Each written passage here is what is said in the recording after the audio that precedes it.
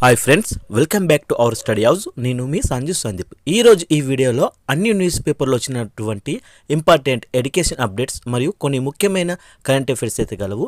వీడియోని అయితే ఎక్కడ కూడా స్కిప్ చేయకుండా చివరి వరకు చూడండి. చూసే ప్రతి ఒక్కరు కూడా ఒక లైక్ చేయండి. మొదటి అప్డేట్ చూసుకున్నట్లయితే ధర్తీ ఆబా జాన్ జాతీయ గ్రామ్ ఉత్కర్ష్ అభియాన్ పథకం ప్రారంభం అంటూ రావడం అయితే జరిగింది. అయితే ఈరోజు మధ్యాహ్నం 2 గంటలకైతే ప్రధాని నరేంద్ర మోడీ చేతుల మీదుగా హజారీబాగ్ జార్ఖండ్లో అయితే ఈ యొక్క ధర్తీ ఆబా జాన్ జాతీయ గ్రామ్ ఉత్కర్ష్ అభియాన్ పథకం అయితే ప్రారంభం కాబోతుంది. దీనికి రూపాయలు 83,700 కోట్లతో గిరిజనుల సంక్షేమం మరియు అభివృద్ధి కొరకు అయితే ప్రాజెక్టులు అయితే ప్రారంభోత్సవం జరగబోతుంది, శంకుస్థాపన. అయితే ఇది భారత ప్రభుత్వం గిరిజన సంక్షేమానికి అయితే అంకితం చేస్తున్నది. అయితే ఈ అభియాన్ యొక్క ముఖ్య ఉద్దేశాలు ఏమిటో ఒకసారి మనం చూస్తే, గిరిజన వర్గాల సమగ్ర అభివృద్ధి కోసం 79,156 కోట్లు ఖర్చు చేస్తారు. ప్రతి గ్రామం మరియు ప్రతి ఇంటికి కూడా ఏకకాలంలోనే 17 మంత్రిత్వ శాఖల్లోని 25 పథకాలు అందజేస్తారు. 63,000 గ్రామాలలో నివసిస్తున్న 5 కోట్ల కంటే ఎక్కువ మంది గిరిజనులు ఉంటారుగా, వారి కోసం సంక్షేమ పథకాలు ప్రయోజనాలు అందజేయటకు కూడా హామీ కల్పిస్తారు. అభియాన్లో కనీస సదుపాయాలు అనగా పక్కా ఇల్లు, ట్యాప్ వాటర్, ఎలక్ట్రిసిటీ, రోడ్లు, ఆయుష్మాన్ భారత్ కార్డులు, ఉజ్వల యోజన, విద్య, ఆరోగ్యం, పోషణ, పాఠశాల, హాస్టళ్ళు, మొబైల్ మెడికల్ యూనిట్ లాంటివి, అంగన్వాడీ మరియు మొబైల్ కనెక్టివిటీ ఇలాంటివన్నీ కల్పిస్తారు. అటవీ హక్కుల చట్టం FRA కింద 24 లక్షల మందికి పట్టాదారులకైతే వ్యవసాయం, మత్స్య, పశుగణ అభివృద్ధికి సహా వివిధ పథకాలు కూడా పూర్తి అందించుటపై ఈ యొక్క పథకం అయితే దృష్టి సాధిస్తుందని నరేంద్ర మోడీ అయితే తెలిపారు. నెక్స్ట్ అప్డేట్ చూసుకున్నట్లయితే బయో ఏషియా 2025 లోగో ఆవిష్కరణ అంటూ రావడం జరిగింది. అయితే తెలంగాణ రాష్ట్ర ప్రభుత్వం వచ్చే ఏడాది ఫిబ్రవరిలో నిర్వహించనున్న బయో ఏషియా సదస్సు 2025లో గాను ఐటీ పరిశ్రమల శాఖ అయిన మంత్రి దుద్దిళ్ల శ్రీధర్ బాబు మంగళవారం సచివాలయంలో ఆవిష్కరించారు. అయితే ఫిబ్రవరి 24 నుంచి 26 తేదీల్లో ఐటెక్స్లో నిర్వహించే ఈ అంతర్జాతీయ సదస్సులో అయితే 50 దేశాల నుంచి ప్రతినిధులు పాల్గొంటున్నారని మంత్రి తెలిపారు. లైఫ్ సైన్సెస్, ఆరోగ్య సంరక్షణ, ఆరోగ్య సాంకేతిక రంగాల్లో వస్తున్న పరిణామాలను పునర్నిర్మించే విధానాలపై చర్చ జరుగుతాయని వెల్లడించారు. హైదరాబాద్లో ఏటా లైఫ్ సైన్సెస్ రంగంపై బయో ఏషియా అంతర్జాతీయ వార్షిక సదస్సు నిర్వహించడం ఆనవాయితీగా వచ్చే ఏడాది సదస్సు 22వది. అయితే మరోవైపు దుద్దిళ్ల శ్రీధర్ బాబుతో స్వీడన్కు చెందిన లైఫ్ సైన్సెస్ రంగానికి చెందిన ప్రతినిధులు సమావేశమైతే అయ్యారు. తెలంగాణలో పెట్టుబడుల అవకాశాలను అన్వేషించాలని, ప్రభుత్వంతో కలిసి రావాలని మంత్రి అయితే వారికి సూచించారు. నెక్స్ట్ అప్డేట్ చూసుకున్నట్లయితే మహారాష్ట్ర ఆవుని రాజ్యమాతగా ప్రకటించిందని రావడం అయితే జరిగింది. అయితే మహారాష్ట్ర ప్రభుత్వం ఒక కీలక నిర్ణయం తీసుకుందని చెప్పుకోవచ్చు. ఆవుని రాజ్యమాతగా ప్రకటించింది. ఈ మేరకు సోమవారం అయితే ఉత్తర్వులు కూడా జారీ చేసింది. వేదకాలం నుంచి దేశీయ గోవుల ప్రాముఖ్యత, వాటి అంశాలను పరిగణనలోకి తీసుకొని ఈ నిర్ణయం అయితే తీసుకున్నట్లు పేర్కొంది. భారతీయ సమాజంలో ఆధ్యాత్మిక, శాస్త్రీయ, చారిత్రకంగా ఆవు ప్రాముఖ్యతను ఇది తెలియజేస్తుందన్నారు. మానవ పోషణలో దేశవాళీ ఆవు పాల ప్రాముఖ్యత, ఆయుర్వేద, పంచగవ్య చికిత్సలు, సేంద్రియ వ్యవసాయంలో ఆవు ఎరువు ఉపయోగం వంటి అనేక అంశాలను పరిగణనలోకి తీసుకొని ఆవుని రాజ్యమాతగా అయితే ప్రకటించినట్లు పేర్కొన్నారు. మహారాష్ట్ర వ్యవసాయ, పాడి పరిశ్రమ అభివృద్ధి, పశు సంవర్ధక, మత్స్యశాఖ ఈ మేరకు సోమవారం నాడైతే ఉత్తర్వులు జారీ చేశారు. నెక్స్ట్ అప్డేట్ చూసుకున్నట్లయితే హైదరాబాద్ నుంచి సైన్యానికి చేరిన మొదటి స్వదేశీ సబ్ మెషిన్ గన్స్ అంటూ రావడం జరిగింది. ASMI పేరుతో భారత్లో డెవలప్ చేసిన మొదటి సబ్ మెషిన్ గన్స్ సైన్యం చేతికైతే అందాయి. వీటి డిజైన్, డెవలప్మెంట్, తయారీకి 3 ఏళ్ల కన్నా తక్కువ సమయమే పట్టింది. అంతర్జాతీయంగా ప్రసిద్ధి చెందిన ఇజ్రాయెల్ యొక్క UZI జర్మనీ MP5 కన్నా ఇవెంతో మెరుగ్గా పనిచేస్తాయి. పైగా వాటితో పోలిస్తే 10 నుంచి 15% బరువు, 30% ధర తక్కువ, రూపాయల 1,00,000 లోపే లభిస్తాయి. ఇవి హైదరాబాద్ కంపెనీ లోకేష్ మెషిన్స్ 550 అస్మిత గన్స్ను ఆర్మీకి అయితే డెలివరీ చేసింది. నెక్స్ట్ అప్డేట్ చూసినట్లయితే కానిస్టేబుల్ ఉద్యోగాలు అభ్యర్థులకు బిగ్ అలర్ట్ అంటూ రావడం అయితే జరిగింది. అయితే ఆంధ్రప్రదేశ్లో 6,100 కానిస్టేబుల్ ఉద్యోగాల నియామక ప్రక్రియను పూర్తి చేస్తామని హోంమంత్రి వంగలపూడి అనిత అయితే వెల్లడించారు. 5 నెలల్లో PMT, PT పరీక్షలను పూర్తి చేస్తాం. పలు కారణాలతో ఈ పోస్టుల భర్తీ ప్రక్రియ అయితే వాయిదా పడింది. అయితే 2వ దశ అప్లికేషన్ ఫామ్ నింపడానికి భర్తీ ప్రక్రియకు సంబంధించిన పూర్తి వివరాలను వెబ్సైట్లో అయితే పొందుపరుస్తామని, 2వ దశలో ఉత్తీర్ణులైన వారికి 3వ దశ ప్రధాన పరీక్ష జరుగుతుందని ఆమె అయితే ప్రకటించారు. నెక్స్ట్ అప్డేట్ చూసుకున్నట్లయితే కాజిండ్ 2024 అంటూ రావడం జరిగింది. అసలు ఇది వార్తలు ఎందుకుందో ఒకసారి చూద్దాం. భారతదేశం కజకిస్తాన్ జాయింట్ మిలిటరీ విన్యాసం కజిండ్ 2024 యొక్క 8వ ఎడిషన్ అయితే సూర్య ఫారిన్ ట్రైనింగ్ నోడ్ ఔలీ ఉత్తరాఖండ్లో అయితే ప్రారంభమైంది. కజిండ్ ఉమ్మడి విన్యాసం 2016 నుండి ఏటా నిర్వహించబడుతుంది. అయితే ఈ జాయింట్ ఎక్సర్సైజ్ గత ఎడిషన్ కజకిస్తాన్లోని ఓటర్లో జరిగింది. అయితే ఈ జాయింట్ ఎక్సర్సైజ్ కజిండ్ ఈ ఇరువైపులా ఉమ్మడి కార్యకలాపాలను నిర్వహించే వ్యూహాలను మరియు విధానాలలో ఉత్తమ పద్ధతులు పంచుకోవడానికి వీలు కల్పిస్తుంది. అయితే 2 స్నేహపూర్వక దేశాల మధ్య ద్వైపాక్షిక సంబంధాలను మరింత పెంపొందించడంతో పాటు రక్షణ సహకారాన్ని కూడా ఈ ఉమ్మడి విన్యాసం మెరుగుపరుస్తుందని చెప్పవచ్చు. నెక్స్ట్ అప్డేట్ చూసినట్లయితే రువాండాలో విజృంభిస్తున్న మార్బర్గ్ వైరస్ అంటూ రావడం జరిగింది. ఆఫ్రికా దేశమైన రువాండాలో మార్బర్గ్ వైరస్ సోకి 8 మంది అయితే మరణించారు. మార్బర్గ్ వైరస్, ఎబోలా వైరస్ 2 పిలోవిరిడే కుటుంబానికి చెందినవే. ఈ 2 వైద్యపరంగా ఒకే విధమైన వ్యాధులే. మార్బర్గ్ వైరస్ను 1967లో జర్మనీలోని మార్బర్గ్ మరియు ఫ్రాంక్ఫర్ట్లో తొలిసారిగా అయితే గుర్తించడంతో దీనికి మార్బర్గ్ వైరస్ అని అయితే పేరు పెట్టారు. నెక్స్ట్ అప్డేట్ చూసినట్లయితే ఏపీలో క్రీస్తుపూర్వం 1000 ఏళ్ల నాటి ఆనవాళ్ల గుర్తింపు అంటూ రావడం జరిగింది. పల్నాడు జిల్లా వెల్దూరి మండలం గంగలకుంట గ్రామం సమీపంలో ఉన్న 10 నుంచి 20 అడుగుల ఎత్తున్న పెద్ద పెద్ద నాపరాలను క్రీస్తుపూర్వం 1000 ఏళ్ల ముందువిగా గుర్తించారు.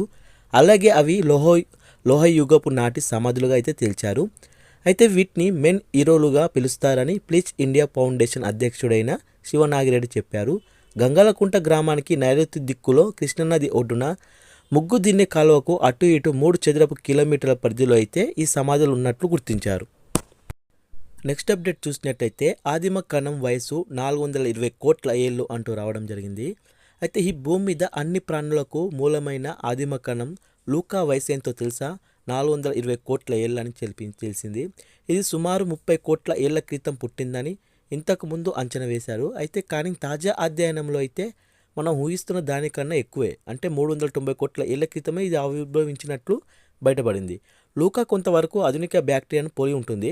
అయితే ఇది భూమి ఇంకా ఏర్పడుతున్నప్పుడే, అంటే తీవ్రమైన వేడి వాతావరణంలో ఆక్సిజన్ అంతగా లేని సమయంలోనే ఈ యొక్క కణం మనుగడ సాగించడం అనేది విశేషం. ఆక్సిజన్ లేకుండా ఏవి ఉండలేవు, కానీ ఇదైతే అప్పుడు ఆక్సిజన్ లేకుండా కూడా జీవించి ఉన్నదన్నమాట. నెక్స్ట్ అప్డేట్ చూసుకున్నట్లయితే అత్యంత విధ్వంసక క్షిపణి ప్రదర్శించిన దక్షిణ కొరియా అంటూ రావడం జరిగింది. ఉత్తర కొరియాతో ఉద్రిక్తలు కొనసాగుతున్న నేపథ్యంలో దక్షిణ కొరియా అయితే తన అమ్ముల పొదిలో ఉన్న అత్యంత విధ్వంసక యూన్హోమో 5 బాలిస్టిక్ క్షిపణిని అయితే ప్రదర్శించింది. అయితే ఇది 8 టన్నుల వార్హెడ్ను మోసుకుపోగలదు. ఉత్తర కొరియాలో ఉన్న భూగర్భ బంకర్లోకి చొచ్చుకుపోయి విధ్వంసం అయితే సృష్టించగలదని నిపుణులు అంచనా వేస్తున్నారు. అయితే మంగళవారం దక్షిణ కొరియా మరియు జాతీయ సైనిక దినోత్సవం సందర్భంగా అయితే సియోల్లోని సైనిక విమానాశ్రయంలో జరిగిన కార్యక్రమానికి అధ్యక్షుడు యూన్ సూక్ యేల్ హాజరయ్యారు. కార్యక్రమంలో ఆయన మాట్లాడుతూ తాము కనుక అణ్వాయుధాలను ప్రయోగించాలని నిర్ణయించుకుంటే మాత్రం ఉత్తర కొరియా నామరూపాలు లేకుండా పోతుందని హెచ్చరించారు. ఉత్తర కొరియా ఇటీవల తన అణు క్షిపణులను, యురేనియం శుద్ధి కర్మాగారాలను పరిచయం చేస్తూ ఉద్రిక్తలను పెంచుతున్న నేపథ్యంలో దక్షిణ కొరియా ఆయుధ ప్రదర్శన ప్రాధాన్యం సంతరించుకుంది. అంటే ఉత్తర కొరియా రెచ్చగొడుతుందన్నమాట, మా దగ్గర ఈ ఆయుధాలు ఉన్నాయి, ఆయుధాలు ఉన్నాయి, అణ్వాయుధాలు ఉన్నాయని వాళ్ళు భయపెడుతుంటే ఈ దక్షిణ కొరియా వాళ్ళు మా దగ్గర ఉన్నాయి, మేము మాత్రం ప్రయోగిస్తే మాత్రం నామరూపాలు లేకుండా పోతుంది ఉత్తర కొరియా అనేది తెలిపారు ఈ సందర్భంగా వాళ్ళు.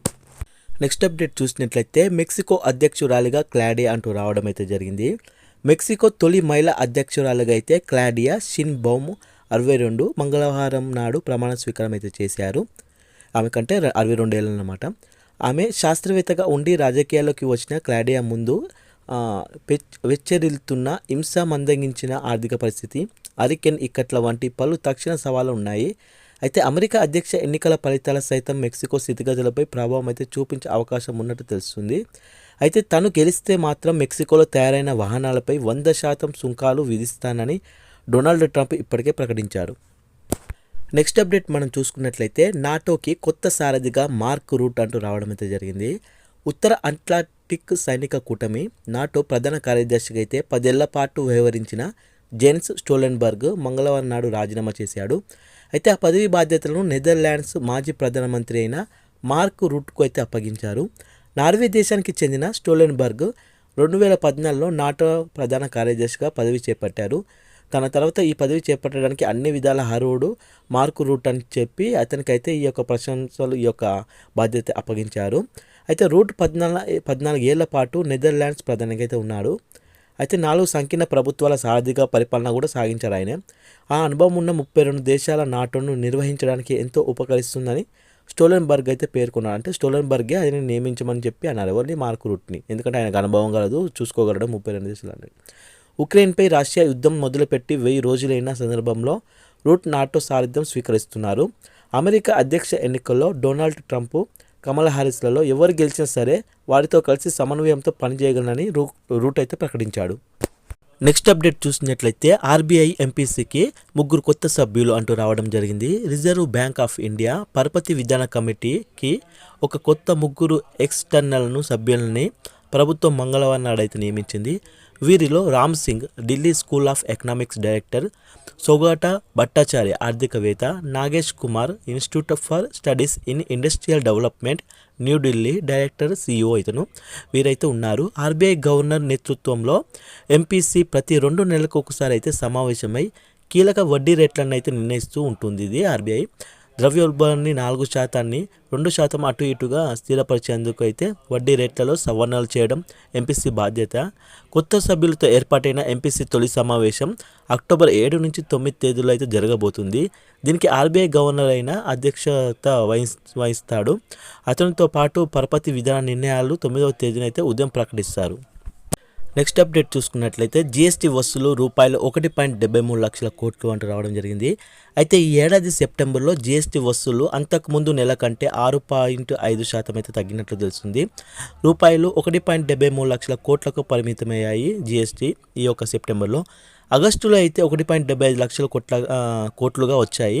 అయితే ఇప్పుడు చూసినట్లయితే పోయిన సంవత్సరం 2023 సెప్టెంబర్లో ఎంత వచ్చిందంటే 1.63 లక్షల కోట్లతో పోలిస్తే ఈ ఏడాది అయితే సెప్టెంబర్లో జీఎస్టీ వసూలు ఎక్కువే.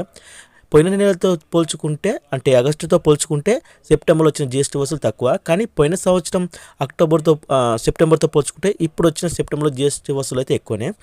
గత నెలలో రిఫండ్లను 20,458 కోట్లుగా అయితే ఉన్నాయి.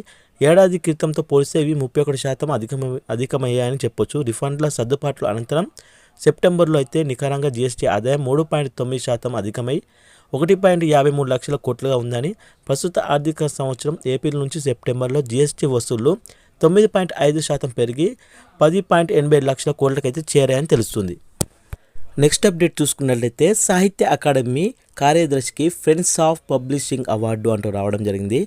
భారత ప్రచురణకర్తల సమాఖ్య ఏటా అందించే ఫ్రెండ్స్ ఆఫ్ పబ్లిషింగ్ అవార్డును ఈ ఏడాది అయితే కేంద్ర సాహిత్య అకాడమీ కార్యదర్శి కృతి వెంటి శ్రీనివాసరావు అయితే అందుకున్నారు. పుస్తక ప్రచురణ రంగంలో విశేష కృషి చేసిన వారికి ఈ పురస్కారాన్ని అయితే అందజేస్తారు.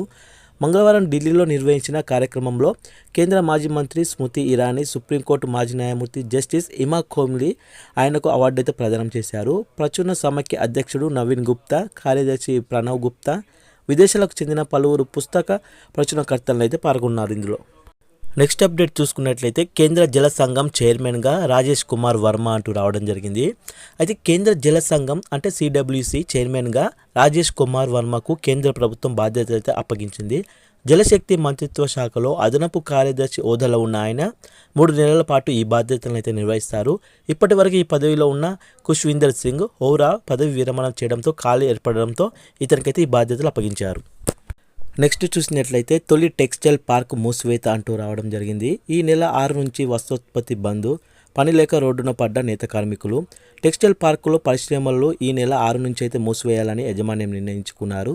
ఎందుకంటే మంగళవారం వస్త్రోత్పత్తిదారులకు సంఘం అధ్యక్షుడు అన్నల్ దాస్ అనిల్కు అయితే ఈ యొక్క అధ్యక్ష జరిగిన సమావేశంలో ఈ మేరకు నిర్ణయం తీసుకున్నారు. టెక్స్టైల్ పార్కులో వస్త్రోత్పత్తి అవుతున్న వస్త్రానికి మార్కెట్లో గిట్టుబాటు ధర రావడం లేదని, 3 నెలలుగా వస్త్రాల నిల్వలు నిలిచిపోయాయని, పార్కులు పేరుకుపోయాయని, పార్కులోని వస్త్ర ఉత్పత్తి యూనిట్లను నిరవధికంగా బంద్ పెట్టడంతో అక్కడ పనిచేసే 1000 మంది కార్మికులు అయితే రోడ్డున పడ్డారు.